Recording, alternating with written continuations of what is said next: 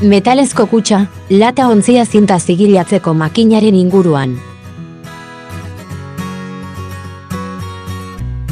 Kaxa karratua, lauki zuzen bobinatutako egitura erraza da, eta zinta azkar egokitu eta moldea alda daiteke.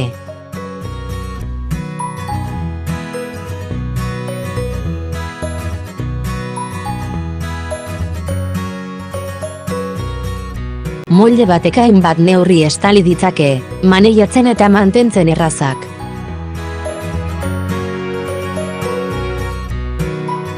PLC kontrol sistema eta ukipen pantailaren interfazearen funtzionamendua hartzen ditu, mantentze erraza eta erraza da.